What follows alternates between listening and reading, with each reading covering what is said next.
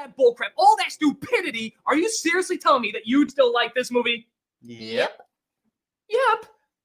What do you mean, yep? All you did was talk about how horrible it was. Well, it is horrible, critic. It's god awful. We still enjoy it. Some of it, aspects of it. Mm-hmm. But why? How?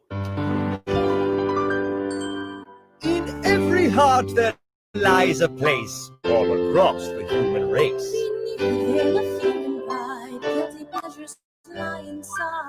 Things that make our heart take wing. Sometimes they're embarrassing. Against their sway we have no powers, and Moulin Rouge is one of ours.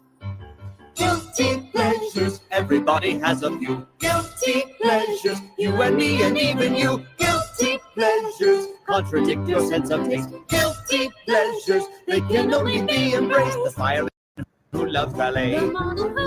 We all have a stupid song that always makes us sing along. So reconcile inside your mind. Our love for Moulin Rouge is blind. Yes, it's dumb. Yes, it's gay. But we love it anyway. Guilty pleasures. Everybody has a guilty pleasures. You and me and you. Guilty pleasures. Shorty, even you have some guilty pleasures. Love them even though they're dumb. I think I get it. Like how I enjoy Rocky IV, though the writing's very poor. Ninja Turtles, Commando, X-Men 3, Oh, gee, no. Cool Runnings, and Batman 2. Just Dredd. Hey, I like that too. Even Jason Goes to Hell, Paranoia. What the hell? Guilty pleasures, they're the best at any time. Guilty pleasures. You have yours and I have mine. Guilty pleasures. Moulin Rouge is full of shit. Guilty pleasures. But we won't stop loving it.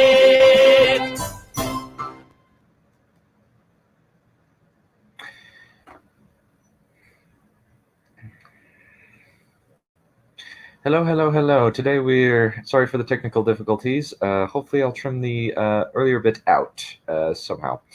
But anyway, thank you so much for coming on. Please let me start by welcoming my guests.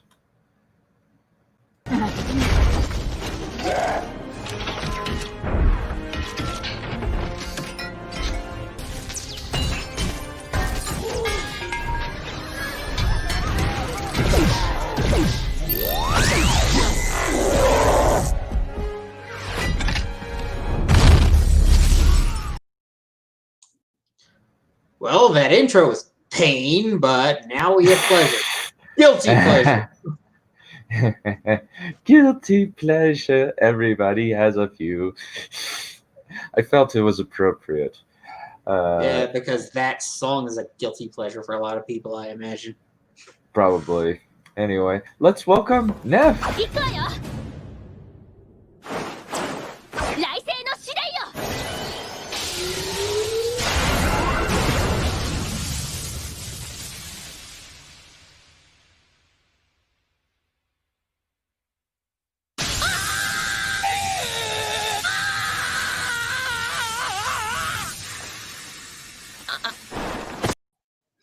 I must say, that's a rather catchy tune. Not the words, maybe, but certainly the music. I'll have to go look that up myself. Guilty pleasures. Everybody has a few. Guilty pleasures. When I recommended this topic, I was trying to avoid referring to it as guilty pleasures in order to avoid that reference, but whatever. Well, if it works, it works. Yeah. Also, ground rules, Star Wars moratorium. Nobody gets to talk about Star Wars this stream because it's way too easy. Yeah, Yes. the prequels easily fall into this, so let's not do that. Oh, why is it doing this? Oh dear. The bottom one is... Oh dear, the bottom one. Okay, yeah. Why do we... Okay, yeah, ground rules. Yeah, ground rules and overview. So, just like Drake said, we are not talking about Star Wars. Yeah. Star Wars. This is the basic outline of what we're going to be talking about. What are the things that we like but we know are bad? Why is it flawed? And why are we willing to forgive it? But first, let's kind of talk about like the ground rules. We're basically just going to be talking about things that we know are very flawed films or flawed stories, but we still like it. Sometimes for really stupid reasons. Yes. Like most of my guilty pleasures are nanar films that are so bad and so poorly constructed that they are funny. But I've The got Room some... being one of them, right?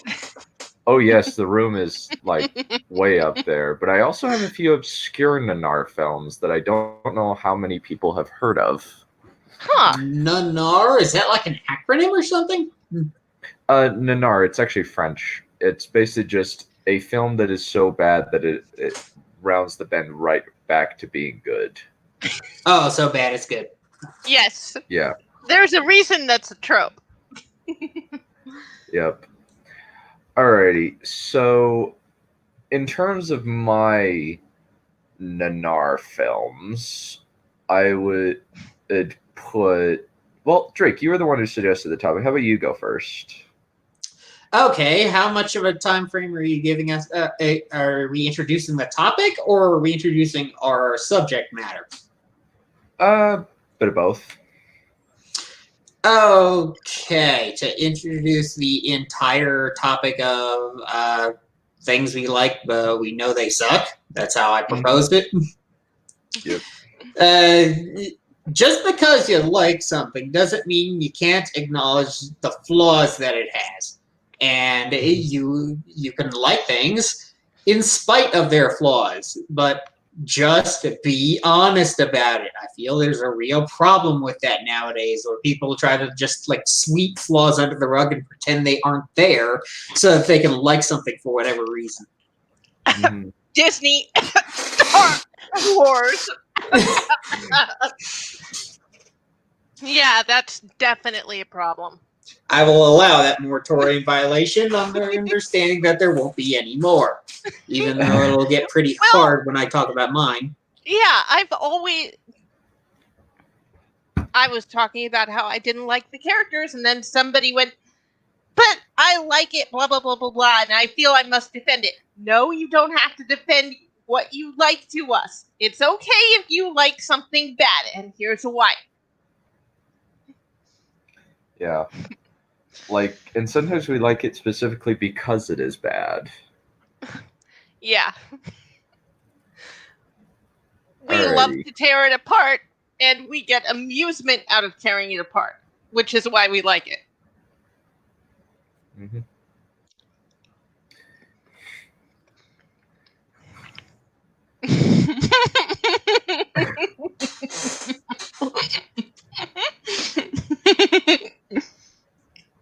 Mm-hmm. Okay, so we're just getting right into topics? Yep. So how much time are you giving me? Because I could go on a while. 10 minutes. 10 minutes. Oh boy. Or 5 minutes. Take as long as you please. We're not in any hurry. No, not to start. How much time are you going to give me to talk? Oh. Take as much time as you want. Oh dear. It said that Lincoln received a letter once saying, I would have wrote you a shorter letter, but I didn't have the time. Anyway, to the topic. My particular object of sort of quasi-autopsy is a entry in the Power Rangers franchise, specifically Lightspeed Rescue, a series that's always been close to my heart, despite being kind of... It's never really just completely fallen apart in a lot of people's minds, like, say, Operation Overdrive or Turbo. but it's also never really hit the high points in the series like RPM or Time Force. Incidentally, Time Force was the series that immediately succeeded it, and it probably didn't help it in the long run. Anyway, to introduce this particular iteration into the franchise, because it occupies a weird spot in the timeline, in sort of the meta timeline of what's going on in Power Rangers. Because setting the scene here, this is the season that succeeded Lost Galaxy, which was the epilogue. I like to think of it as the epilogue series to the Zordon arc, where it went all the way from Mighty Morphin, where Zordon was introduced and recruited the original Rangers, to the end of In Space, where, spoilers for a 10-year-old franchise, or possibly more, I lost track somewhere around that line. Anyway, Zordon died at the end of In Space. And Lost Galaxy was the sequel. I think In Space was the last one I watched, actually. Mm-hmm. Yeah. Lightspeed Rescue was an attempted reboot of the franchise, kind of, sort of. It was... this is one of the things I really do like about it. It's the first series in the entire franchise where the humans do everything themselves. The humans build their own Zords. The humans build their own suits. They build their own weapons. Everything is human-made. And we even know the human who designed it. But we'll get into that more later. Possibly. Probably not. Okay. Yeah. I also Lightspeed Rescue has one of the best Red Rangers. Yes! Question, if everything after that is a reboot, then why do they keep bringing Tommy back?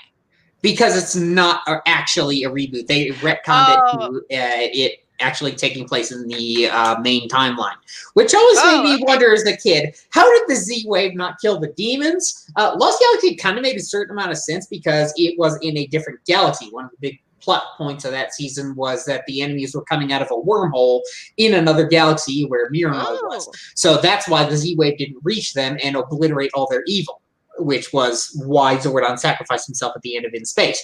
The demons, I imagine it was because they were sealed up in a way that protected them, even though Diabolico wound up astral projecting later in the series, but whatever. And obviously, Time Force didn't exist yet. Ninja Storm, I think I stopped carrying Ninja Storm, and Wild Force can eat shit. What? Well, Ninja Storm was actually after Wild Force. Yeah. I just forgot about Wild Force for a reason. Wild Force was actually my major intro to Power Rangers. Ouch! Ouch! Oh, I watched it from the very beginning. I feel bad for you.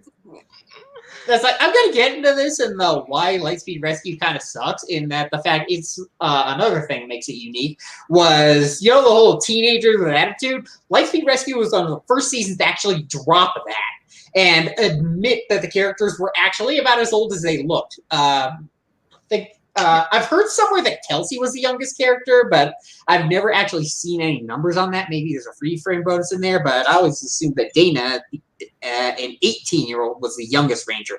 The only one whose age we know exactly is Ryan, the Titanium Ranger, and I'll get to him, who is explicitly 20 as of the series. Nice. I think what's the name of the Red Ranger again? There have been so many. Carter Grayson. Carter Grayson. That's another thing. Lightspeed Rescue was the first season to acknowledge in its own runtime that the Rangers had last names. They did have last names in Mighty Morphin era, hence Tommy Oliver, Billy Cranston, Jason Lee Scott, but Jason Scott, bleh.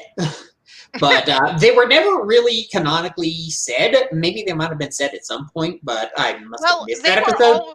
The names of the characters were always in the credits at the beginning.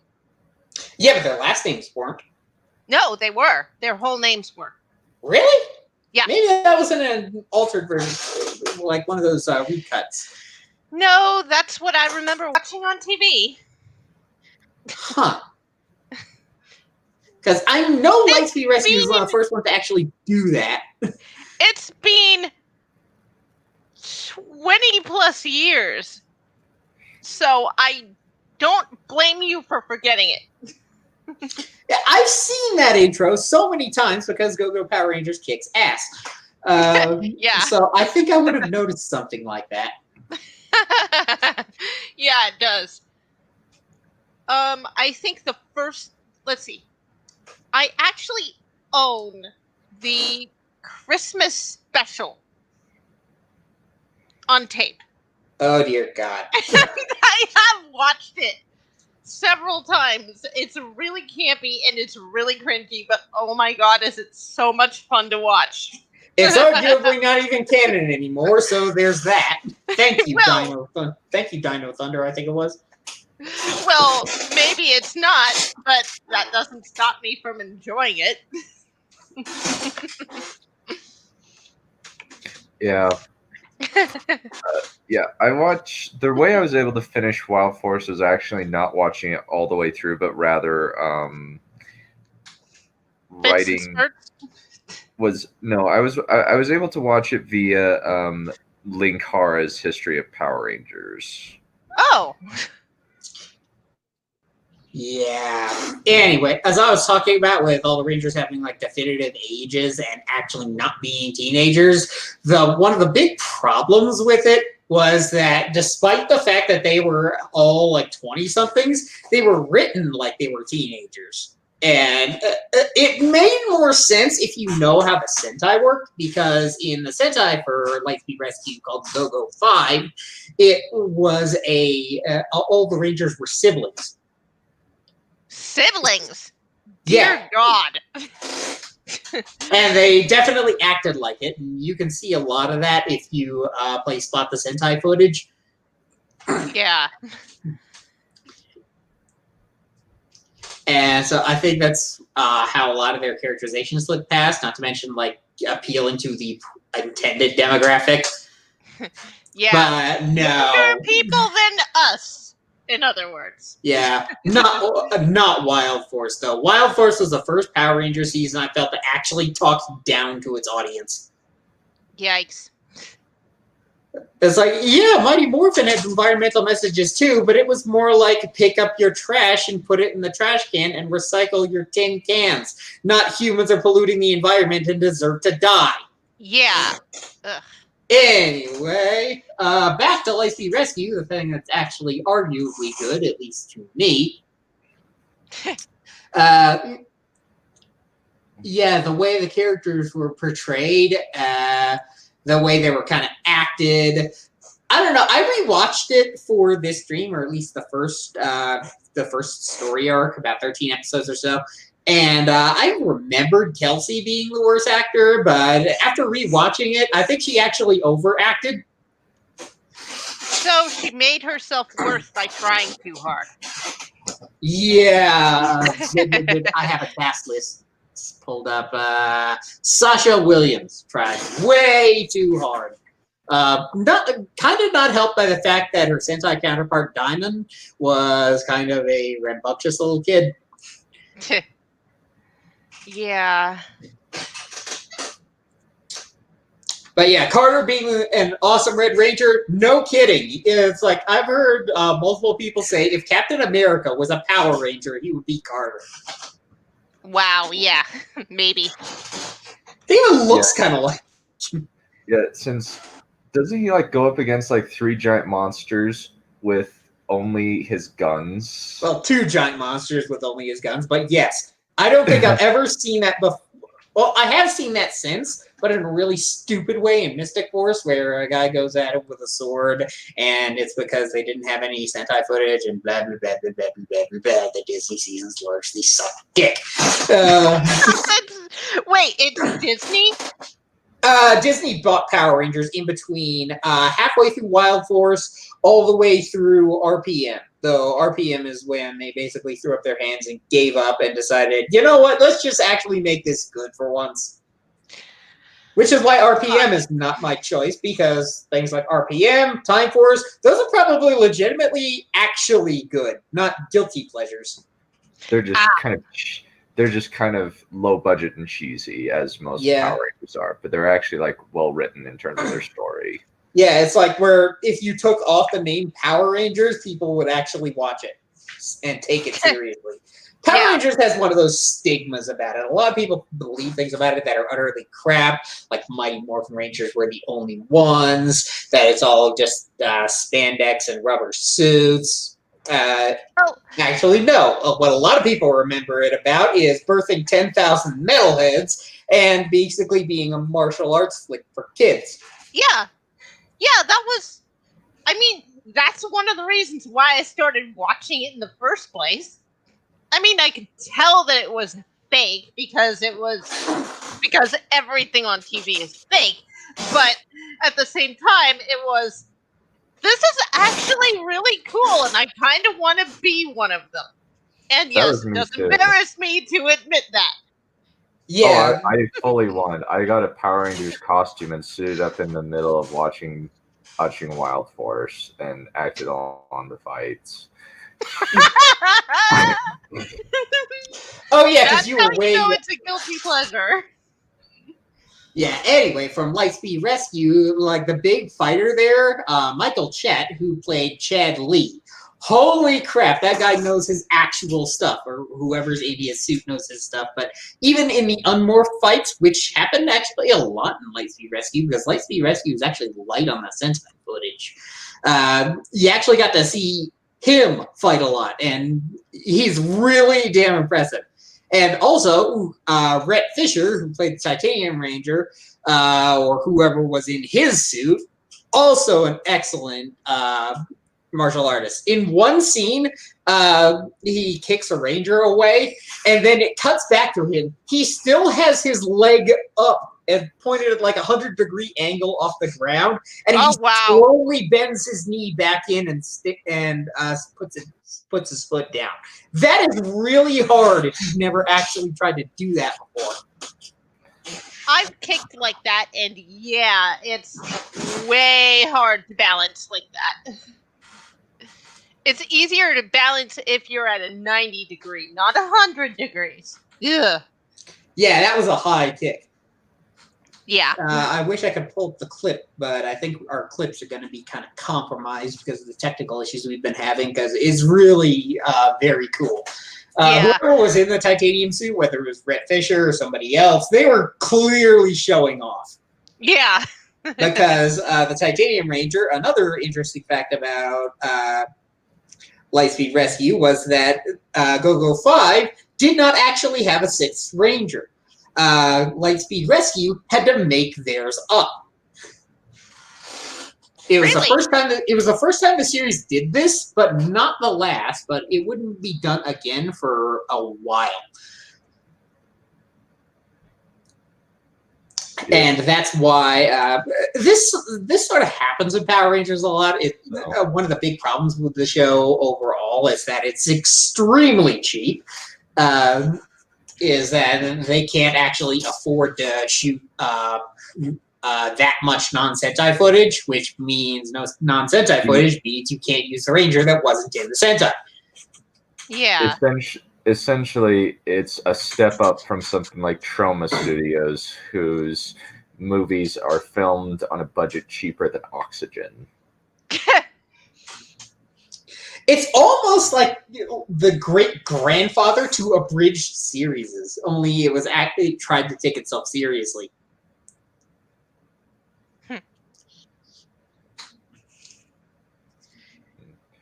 Yeah. Anyway, I'm waffling around a lot of these.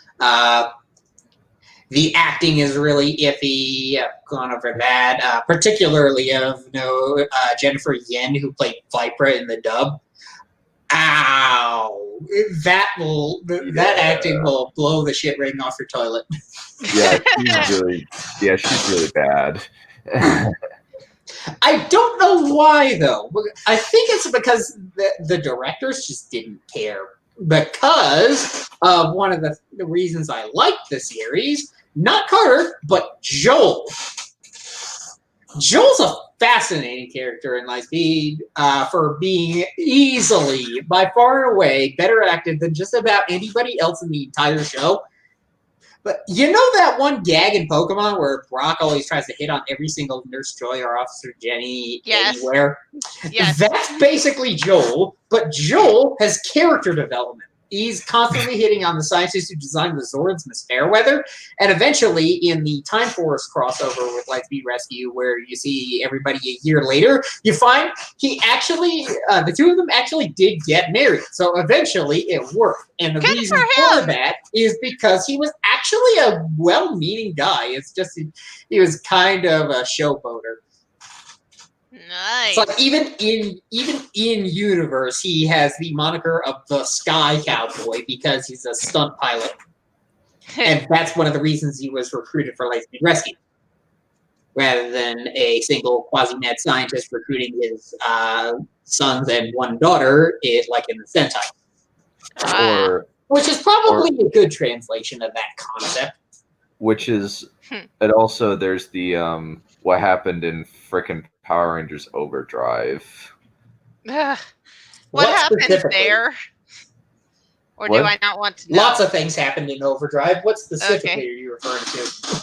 Yeah. So, well, it's basically he's grabbing a bunch of people who don't seem to have very much to do with like adventuring to become Power Rangers. Oh yeah, that Oh. Operation Overdrive was like Yeah. it tried to be a second coming of Lightspeed Rescue, except one, Failed. it sucked at it, and two, SPD already did that. SPD basically did everything. I would have actually liked SPD if I actually saw it, probably, and I kind of still do want to see it because it was one of the Disney era shows I think I would actually like because it also follows the Rangers are operating technology built by humans. Kind of aliens are involved, but it's not so much that the aliens are like Zordon, where they're just handing the kids technology out of nowhere that they developed off screen thousands of years ago. They're actually developing it in real time. Oh, And nice. that's probably my favorite aspect of Power Rangers Lightspeed Rescue specifically.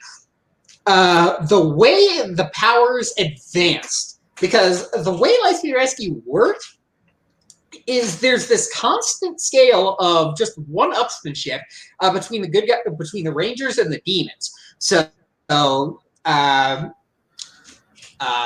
when they designed the Aqua Base, where the Rangers basically sort of live, it's sort of a firehouse, and it's underwater because what Captain Mitchell figured was that the demons have a vulnerability to water, and that weakness is present throughout the entire series. Water. What are they? Vampires? I think that was the idea. It's like they can't cross moving water, or it sort of purifies them and takes away their power, because one demon later actually does get into the Aqua Base, but it gets massively screwed up for the effort.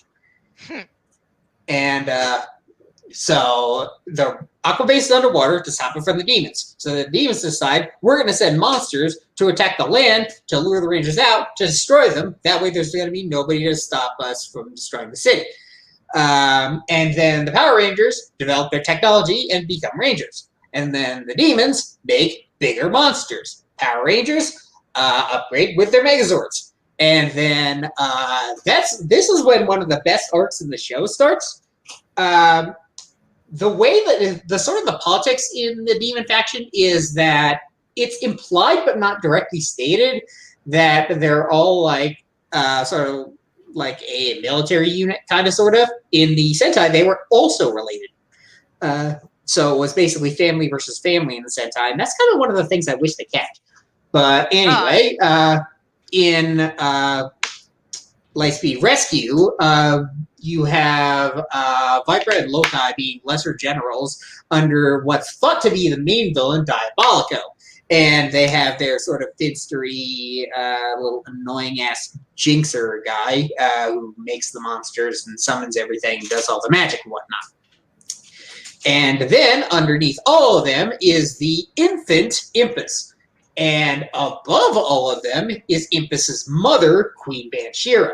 Queen Banshira is locked away or very distant from everything at this time.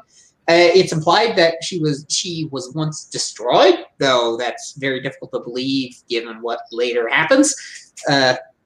And the demons have to summon Queen Banshira back. She'll occasionally astral project around to where the demons are to help them out and give them powers. This is where Queen Banshira first starts upgrading the giant monsters to be even nastier. And they actually take out the Megazord, which prompts the Rangers to respond by turning their transport Zords, the rail rescues, into the Super Train Megazord, one of the coolest Megazords in the entire franchise, because it's a head taller than all the monsters. It's awesome. Oh, wow. Yeah, I think I need to find this thing somewhere so I can watch that. And then, from there, there's a bigger, more powerful Megazord. So what the demons try to do is Diabolico at this point is getting desperate. He's getting ultimatums from Queen Banshira's astral projection that if he doesn't destroy the Rangers and stop them for good, then Queen Banshira is going to take away Diabolico's star power, the thing that gives him all his power and his magic, and it's implied keeps him alive, and give it to Tempest, the little infant. And Diabolico hates that little runt. He tries to kill him a couple different times throughout the series, but he always gets caught.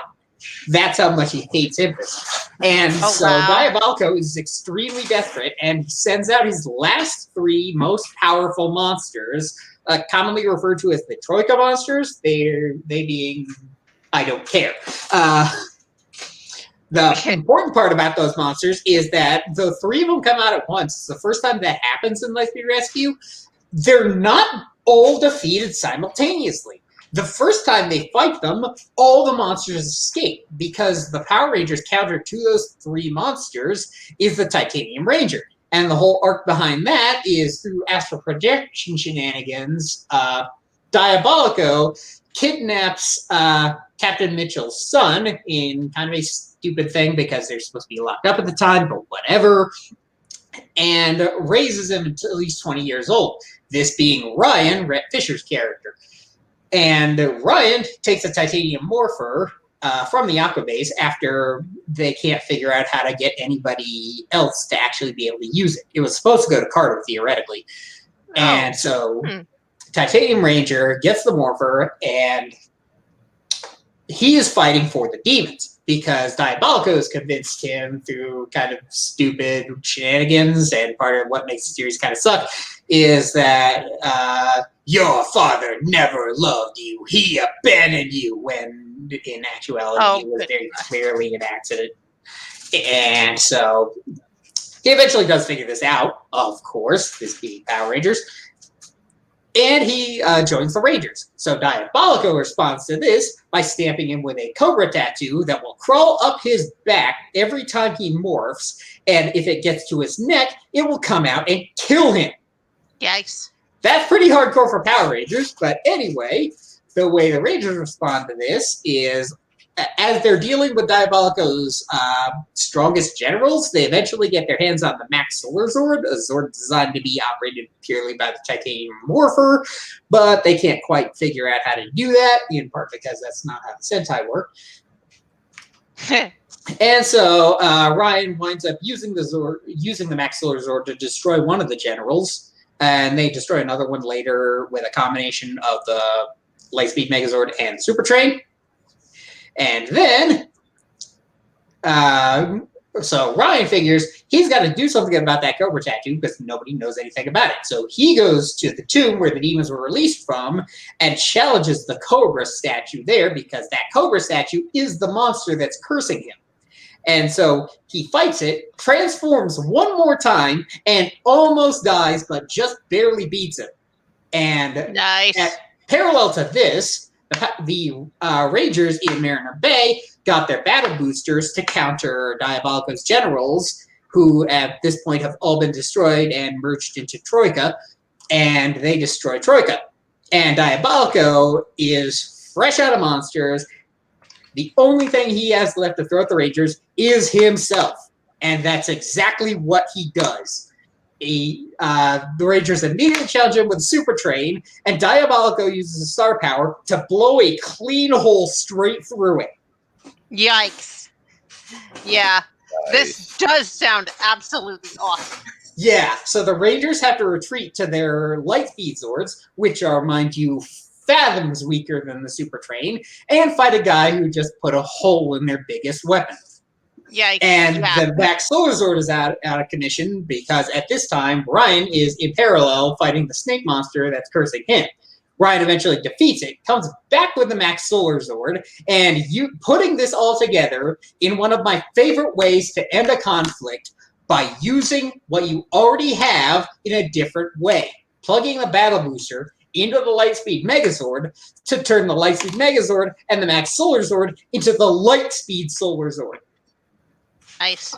Eventually, this doesn't even appear to be enough at first because Diabolico still blasts them, but Diabolico has the star power, and he's shooting a Zord covered in solar panels. Nice.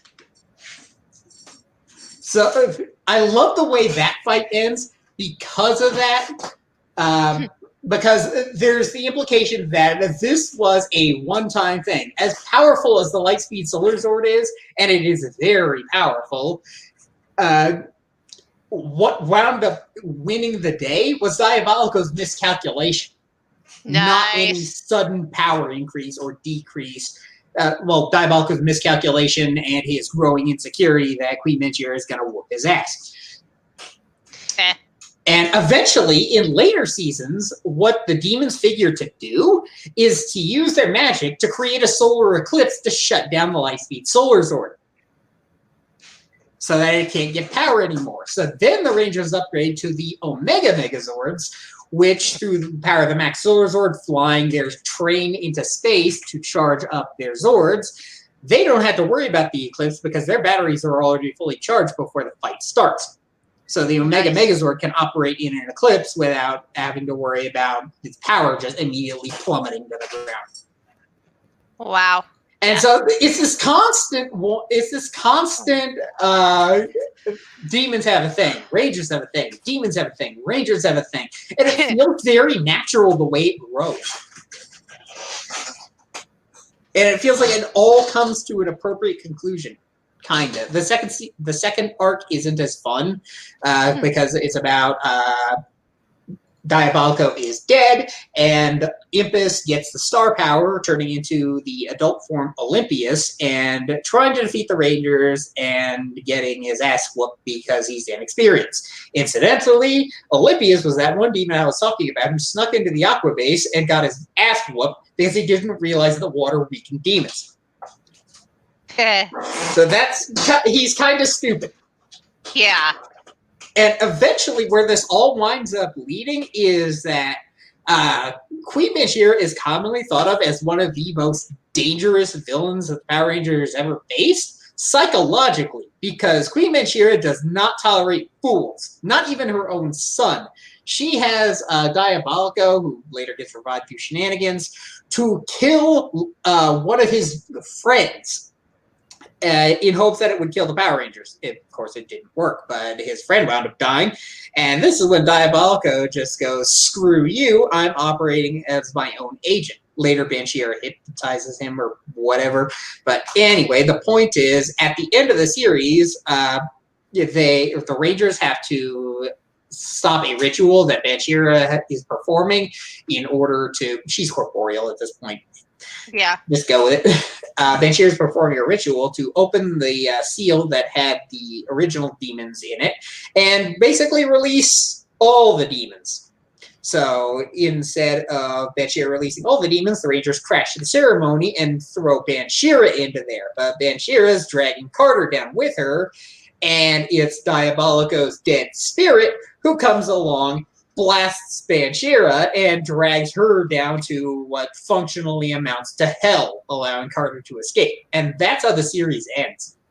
Oh, that sounds so cool. Yeah, Diabolico is great. Also helped by the fact, I pulled up his voice actor earlier, Neil Kaplan. Excellent job on that voice acting there. I heard he was in the not Thundercats. I still want to say Thundercats though. Voltron. How the hell did I get you confused? They're lion themed. Yeah. I heard Neil Kaplan was in Voltron, which kind of makes it funny because it's like, how many times must this one voice actor face up against 5 teenagers with robots? Apparently a lot.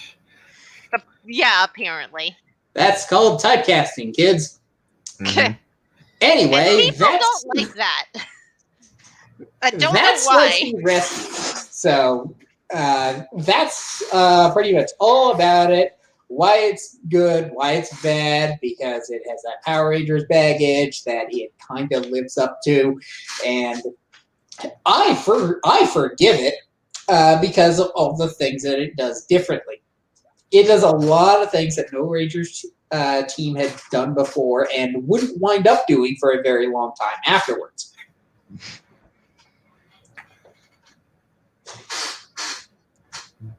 It's like apparently at least some of us here have seen Linkara's History of Power Rangers, and he's really right. The Legacy Rescue Rangers bust out their guns a lot more than other Ranger teams do, which is weird because the reason that they use mostly martial arts in the Japanese version was because Japan has extremely strict gun laws. So Yeah. Well, here since this was supposed to be taking back, since it's localized, that's a that's So- that's a Okay. yeah. so- A lot of people will forgive that because this is a different country, and we have so- different gun laws. So of course they'd use their guns more. I'm fond of some Power Rangers. Actually, Time Force is one of the ones that I don't really like, despite the fact that it's commonly praised as one of the best Ranger series.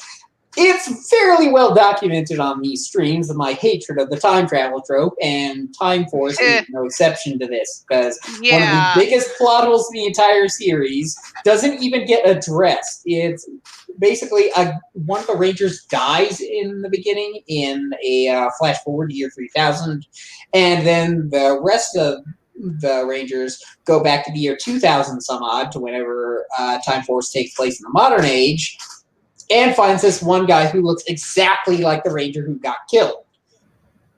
And so, because the morphers are DNA locked, they try to give it to this guy in order for him to just unlock it so that all the Rangers can morph, because the red morpher locks all the elements. And Oh God.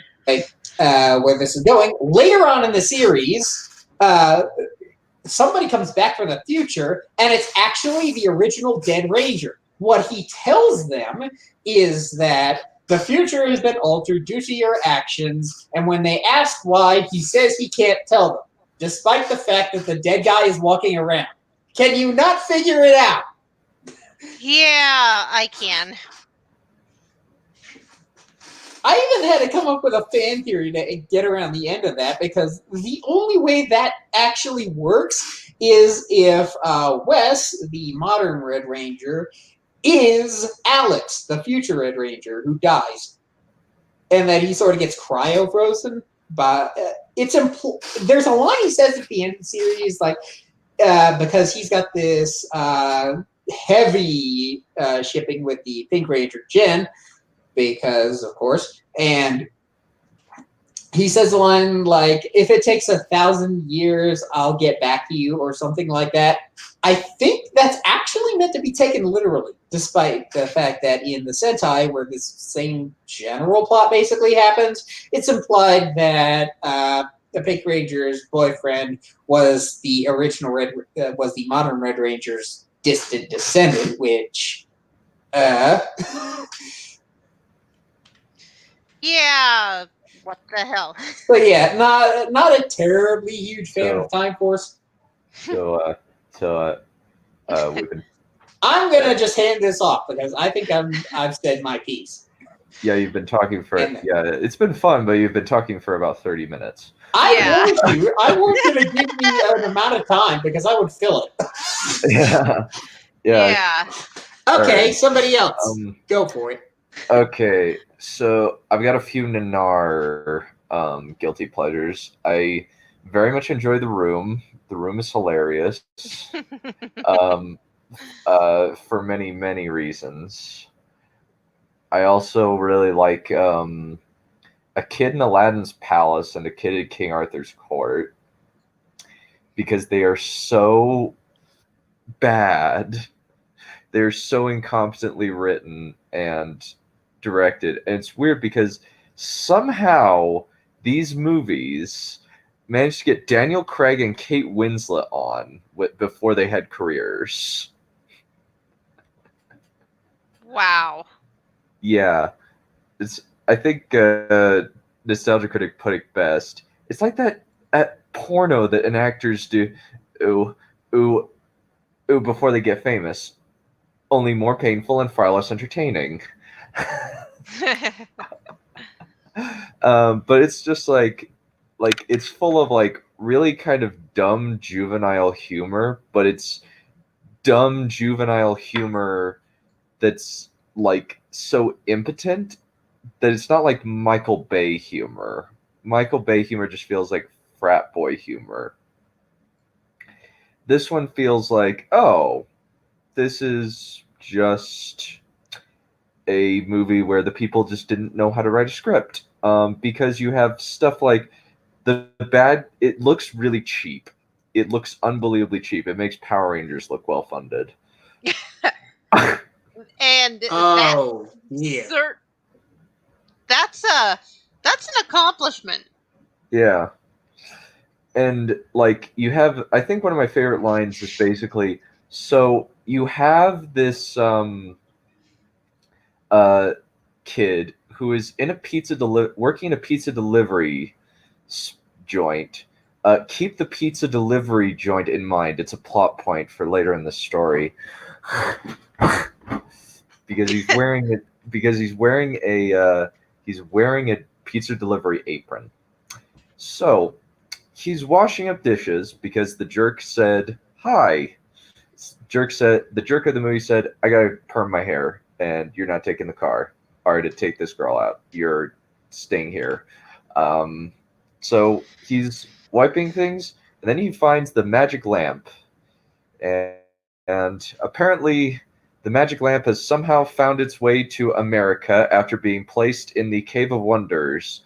How? I don't know. Because because Aladdin put the lamp in the Cave of Wonders to hide it from his brother, from his evil brother, who has put him under a Sleeping Beauty style curse. Only he needs the genie to fix him. So he's put it there so that only like one who is worthy can find it. And there are 2 keys that are sent out. So. So like the scarab beetle thing we see in the beginning of the Disney movie. Pretty much, yeah. Okay. Only this is just a cave. It's just a cave. There's no giant tiger head. Lame. Lame. Yeah, Yes. lame. Yeah, very lame. Yeah, it's very, very lame. But you also have then you have the kid who is sent back in time by the genie, who is one of the biggest gay stereotypes I've ever seen in my entire life. Wow. And it's like, you accepted responsibility for the lamp. I could have been hooping up in Byzantium right now, and I am stuck here, been stuck in this lamp for hundreds of years, which that doesn't even make sense, because how has nobody rubbed that frickin' lamp? And how did it get out of the frickin' Cave of Wonders when it's really difficult to get the thing out? Yeah, because if you'll remember what happens in Aladdin, when Abu takes stuff he shouldn't take, the entire cave collapses. Mm-hmm. And then But one of the best lines in the movie comes in when he's like, "Nope, you're going back in time," and he's like, "I don't want to go back in time again. I already did this once with King Arthur's court. Please don't do this to me." So, Oh, so it's the same person from the kid in King Arthur's court. yep, pretty much. Oh, dear Lord. Yep. And then the poor guy gets thrown back in time by the gay stereotype genie, Oh, God. and immediately drops in front of the evil brother. Crap. Guess what the first line of dialogue that comes out of the evil brother's mouth is? Uh-oh. Oh, no. He looks at the pizza delivery shirt and says, "The deliverer!" The... Oh. Yeah, that's God, that's so dumb. I This have is no something other word you like, for it. right? Yes, it is. I laughed. I laughed my butt off watching this movie because it is just so. And then not only that, he does it again. They do this joke again, where like he is. Okay, is it the same joke from the from the first movie? Because it sounds like it's a running gag at this point. No, he's just kind of dropped into the middle of King Arthur's court and is just it's basically a Connecticut Yankee in King Arthur's court, but lamer because like he just brings chewing gum and a bike that looks like crap. Oh, good Lord, that is so stupid. Yeah, and then you have then when he introduces himself to Aladdin's daughter, he says he's accompanied by Alibaba, like you do, and so he walks in and says into this meeting with Aladdin's daughter, and like she's like, "Okay, who are you?" And he opens his thing almost like he's Superman and says, "I'm the deliverer." Oh God, that's even worse. I swear that's even worse. Yep. But I can see how you get amusement from this stuff. Yeah, it's really funny because it's just, how did you do this? You actually thought. I think one of the things that like I'm just like, how? Okay, maybe she hadn't like gotten her career yet, but like somehow they got Rhoda Mitra to be in this movie, which I'm like, wow. I'm amazed that you managed to get Rhoda Mitra into this movie. What? Well, she either must have been really struggling and needed a car, or she just didn't have a career. But yeah, that's certainly what it feels like. Yeah, because she was admittedly starting out, but it's just like Rhoda Mitra's fine. She's not bad. Like she's the best part of the Underworld prequel.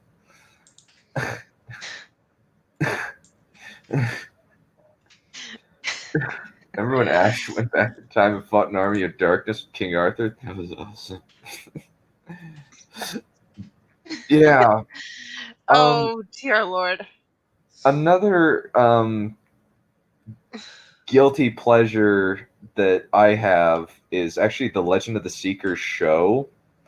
The Legend of the Seeker show was kind of almost a Hercules and Xena meets Game of Thrones with more magic.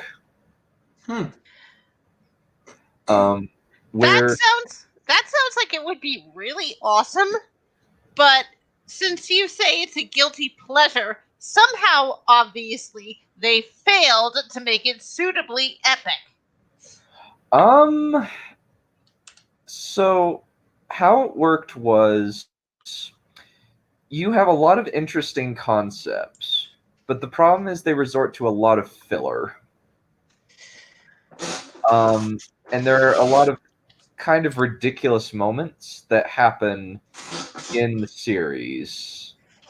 Like, you have a really tense episode where one of the girls is kidnapped, or at least the love interest is kidnapped, because there's a prophecy that says, while so-and-so's pure heart, while the mother confessor's pure heart beats, the keeper is doomed to fail.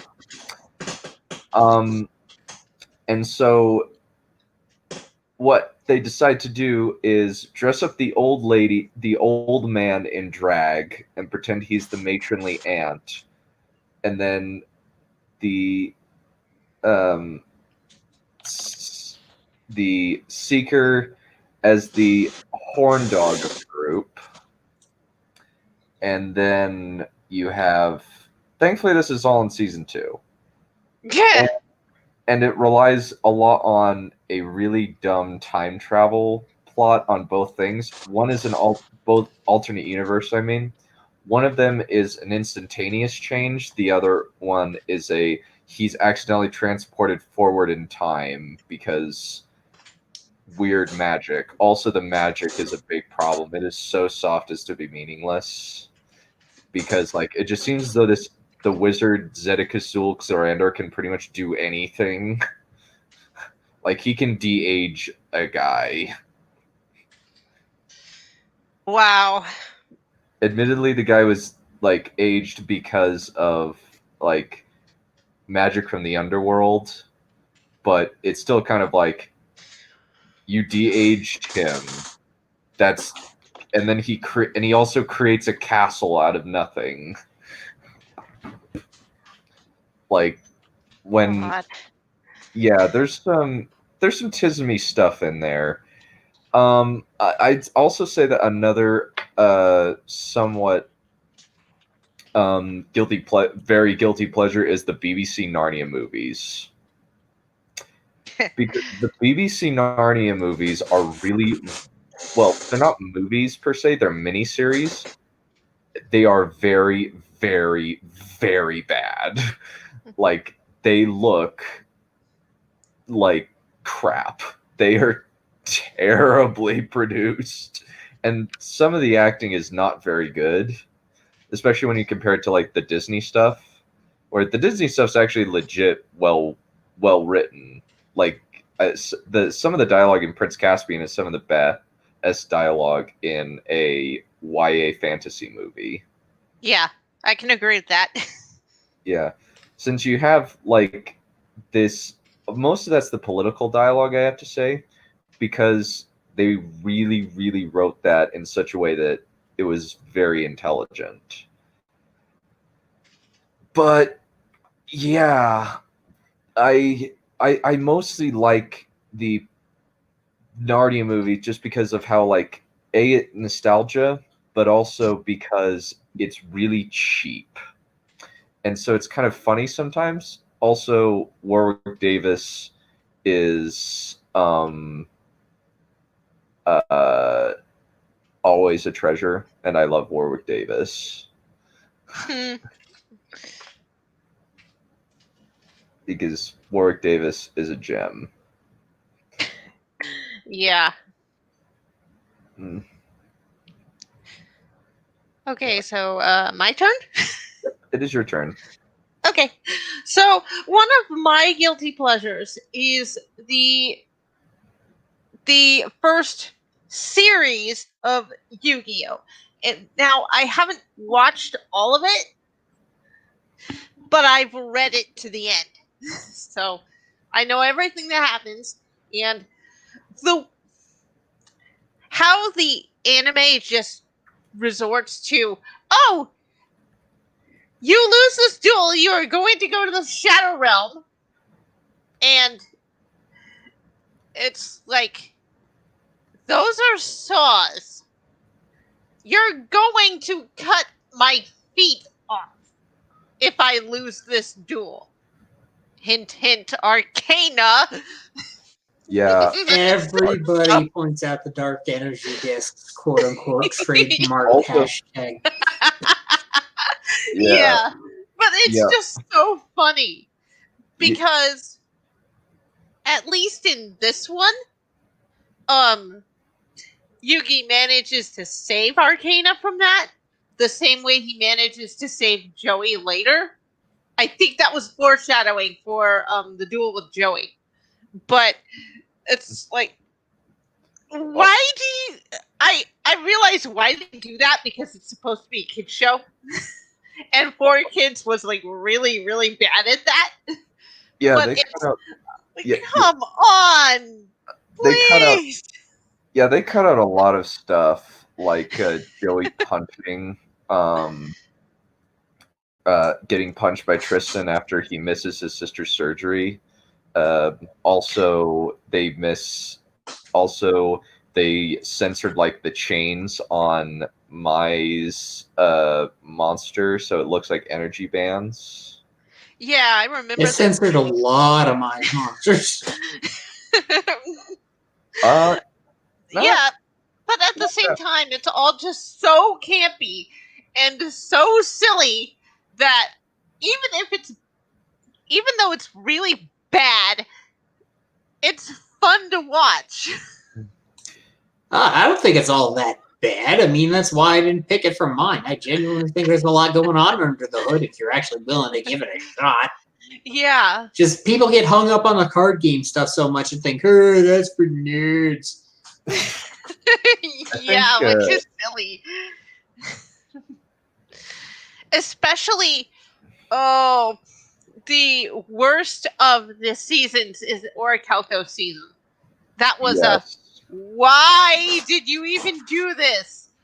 That was the walking plot hole. Yeah. Yes, it was.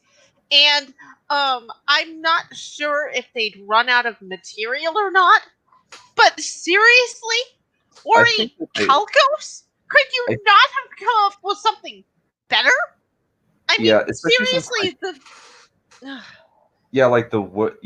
like the filler continued with the next part of the 5th season where you have the Grand Prix. Yeah, Grand Championship, where the Kaiba Corp Grand Prix, where you have yeah, I remember that. Gay stereotype German dude, or at least metrosexual. Yeah, I actually didn't think that was too bad, because that was actually a clever little trick in the last duel. Discard half your deck. Holds up one card. Yeah, that part's smart, but it's just like it's so smart ass, but still so fillery. And then you have capsule monsters right after that. I mean, I can kind of understand that they would have wanted to give the Pharaoh more characterization, but wouldn't it have worked better if instead of Yugi getting caught like he always does, it would have... I think it would have all been better if the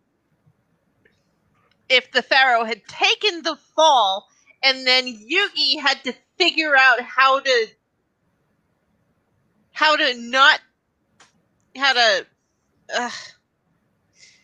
it would have been better had Yugi been the one stuck. I mean, it would have been better if they just skipped the Millennium World, because, I wish there was a season right after Battle City where we could give the Pharaoh some character development. Millennium World? What the hell is that? Yeah, Millennium World is where that happens. But at the same time, I would have liked to see an arc where Yugi himself gets some characterization without the Pharaoh. Because for the entire season, he's had the Pharaoh with him. That is also what Millennium World is for. Yeah. Yeah, but, they could have handled a lot of that stuff better. Good God, some of that filler just sucked. Well, little Yugi, I imagine I would like to discard half of my cards along with you, but unfortunately I can't participate. I feel so left out. Dang, that was a crappy Bakura impression. Oh my God, yeah. I used to be able to do a much better one in my youth. Perhaps it will get better as I get into actual puberty. Yeah. Well, Yugi, what are you going to do now? Pull out I think I a still wind up butchering it. put. The guy doing Bakura also did Jack Atlas in 5Ds, and it's just like, this guy has actually good range. Yeah. Because Jack Atlas is a pompous jerk, but he's kind of got a heart of gold. He's actually like in Arc 5, he's actually a pretty decent mentor / rival figure. And then like I really quite like the fact that Dan Green reprised his role as Officer Trudge and is just a really douchey cop. He also did Yugi's voice. And the Pharaohs, too. Yeah. That's what And people he know did him for. Piccolo and Vegeta in Dragon Ball Z. Yeah. Yeah. I like and like, well, Yugi boy, how are you going to defeat me? I have this relinquished card that has basically every power I wanted to, because I created it especially for this duel. Woo!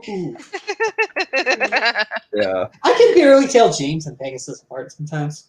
Yeah. Yeah. Interestingly enough, the guy who played Pegasus was one of the main characters in Chaotic, and his voice is like, wow, his voice is very different. Like, he plays a teenager actually really well. And the other one that I like, that it's kind of become a guilty pleasure because everyone hates on it so much, is Sword Art Online. And Are there any legit criticisms of it? The anime? Well- Or... yeah, the anime. The anime itself is really, really bad. They cut out most of the main character's characterization because all of it happens in his head. It all happens in his internal monologue. And the only part of the internal monologue that you hear is at the beginning of the second episode, where he thinks about how many people have died in the month that the game has been live. And that's all you get. You never get into his head again. They also go, oh, hey, he's a Mary Sue, because none of his abilities are explained. And that's blatantly not true. They say that because it's popular to hate on it. And while I will admit the anime itself is bad, the other, the actual source material, which is the light novels, the web novel, and the web novels, and the manga are much, much better. And that is because you are in his head. That makes sense. And I don't get where they get the, he's a Mary Sue from, because there's really only one Mary Sue moment in the entire series from what I've watched. And that is when he died fighting Kayaba before he kills him. Mm-hmm. So everything else is explained. He's really good at Sword Art Online in particular because he was in the beta testing. And he got the pleasure of trying to actually break the game so that it wouldn't break when it went live. And he must have done a good job at that because the game didn't break. So, yeah. I do have some other complaints, though. They took Silica, yes, the lolly, and they made her a simple damsel in distress when in actuality, before her pet died, she'd been fighting for hours and she was exhausted in the books. So,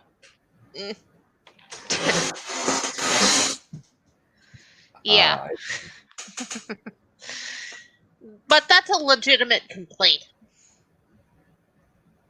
So, so on to the next topic, I suppose. That's pretty much it. We pretty much covered most of it. Yep. Well, that actually works out pretty well. I actually don't. I actually have Smudcast in 10 minutes. So. Did we just go through everything? Pretty much, yeah. We just even said, like, the other topics. We just kind of went through why is it. We went through why is it bad and why are we willing to forgive it. Those were kind of the simple things that I came up with. Yeah, I suppose. Wow. Oops. So I take it we're finished. Yep. As far as I can see, unless anybody... Well, let's take a look at the other two just to make sure. Yeah. Because if we see those other two, then maybe we might actually have forgotten something that we wanted to bring up. Yeah. So why? So I think like. So why would? So I think I've mostly mentioned why Legend of the Seeker is bad.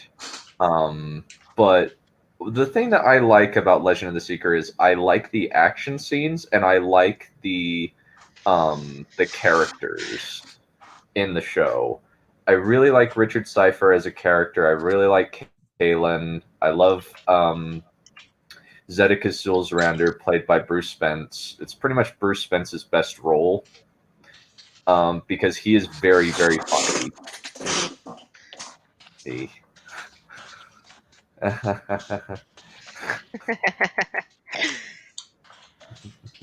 have to have some shorter streams. I have to have some shorter streams. Come on, Wise Wolf. Stop it. Hey, your girlfriend. Hey, if you don't do it, your girlfriend won't give you poontang.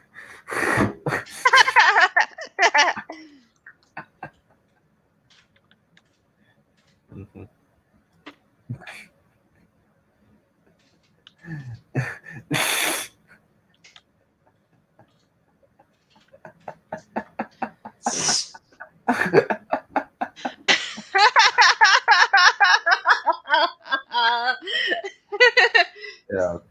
Okay, next slide, I think. Well, that's pretty much all the slides. Like, this was kind of just a general overview, but yeah, it's kind of just like, why is it bad? Why do we still like it? Yeah, why do we forgive that it's bad? Yeah, I think partially for me, it's like it's very entertaining. At least the Legend of the Seeker has a decent plot and actually like has a relatively okay ending because you have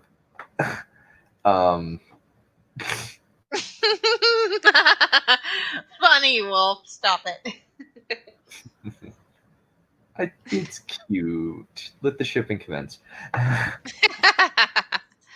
Yeah. But like, what would you say like makes you forgive like the problems of something like Sword Art Online? Well, what makes me forgive it is that I actually find all the characters interesting. Yes, including the main character who a lot of people complain is very flat. But I don't see him as flat because I'm kind of in the same kind of situation as he is.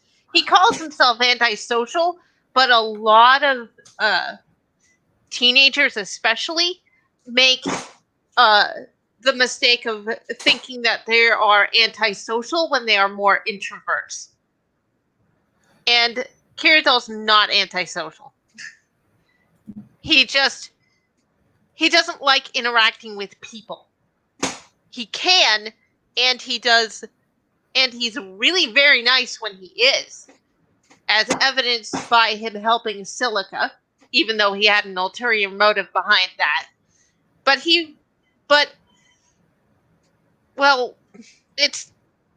He's a good kid, and he thinks he's antisocial. I can forgive him for that. I can forgive Asuna for being seemingly perfect because she's actually not perfect. She's afraid of ghosts, which is stupid, but eh. Oh, apparently some memes got posted. Let's Nice. let's It's show still got those. time for Spud. Well, it seems as though Mr. Smud is trying to figure out technical difficulties right now. So There's a lot of that going around. Yeah, there seems to be a lot of that. Yep. Let me stop sharing with.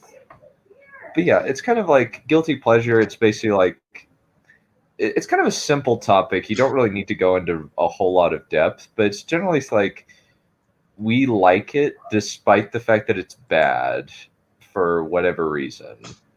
Like Legend of the Seeker, it is definitely not as well written as something like early Game of Thrones was, or something like even like something like The Witcher actually has a slightly better writing, and The Witcher actually has a more like tighter plot because Legend of the Seeker seasons were 22 episodes. Yeah, they had And a each lot of the- more time to do stuff in. Yeah. whole lot of filler. Yep. One of these days I would like to do a commentary watch through, but I think that before that I want to see your guys' reactions to the BBC Narnia movies, since those are on YouTube. Oh, nice. They're really, really bad. They're interestingly, Mr. Hex Harper has actually, there's some good ones. Let me close Prezi. Maybe that'll help things.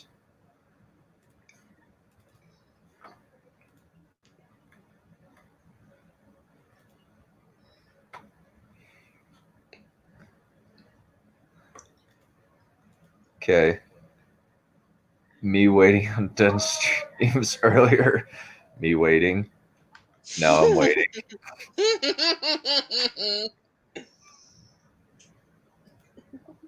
Me, my air fryer, French fries. R.I.P. sound. From that intro. Yeah. I'm using this as the thumbnail. Guilty pleasures. Yeah. Good movies, okay movies, bad movies. Crap!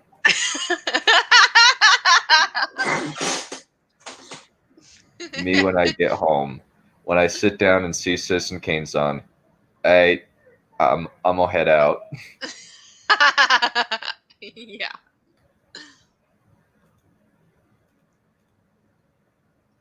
Who would win? The Room, Citizen Kane. You're wrong. The Room wins.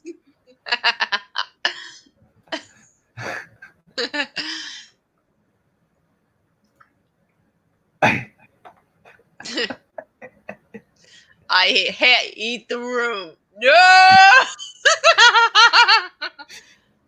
Yeah. That gets used a lot for memes, I'd say. Yeah. What was your favorite Power Rangers show? Oh. I don't know what that is. Let's see. Okay, so who are the Like, people on here?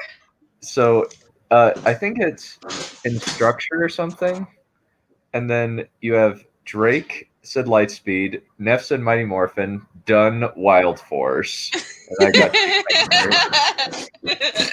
Out the window with you. Oh Yep. no. Wolf and Neff. Nice rock impression, Wolf. But unfortunately, like Joy, I'm gonna have to say no.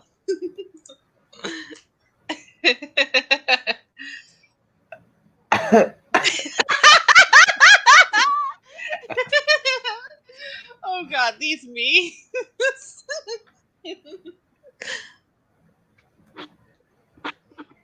Me watching good movies. Me watching bad movies. Oh wow, that's funny. Good movies. Bad movies. Me. Me.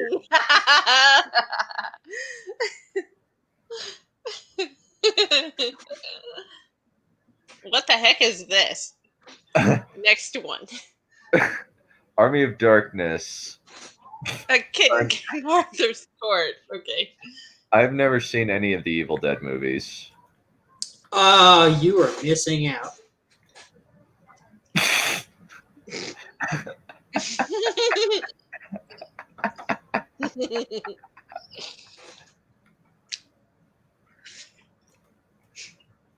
Me. Rotten Tomatoes. Well, yes, Yeah. because Rotten Rotten Tomatoes sucks. Sometimes they're a good gauge in terms of if something is below 20%, that's generally a good guarantee that it's bad. Mm-hmm. Yeah, but you got to pay attention to the audience score, not the critic score. Yeah. Yeah. This is where I put my guilty pleasure. If I had one! Somebody's a liar. Yep. Citizen Oh, God. Kane, Power Rangers, the movie. Super Mario Brothers, The Room.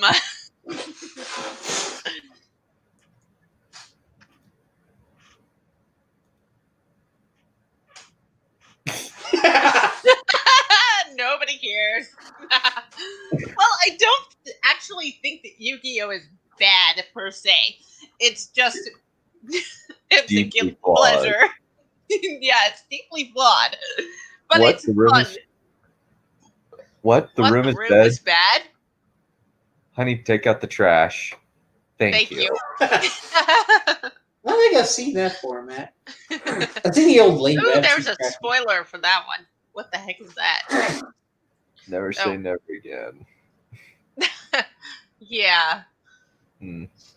Well, I believe that concludes our stream for today. I'll try to get Wise Wolf's intro fixed. I just barely started. I just barely tried putting it in, but unfortunately did not work. Which is annoying, but we work with less than perfect things, and so we deal with it. So we do. all I can say is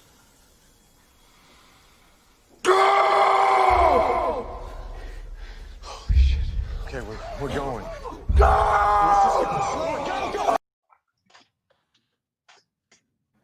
bye.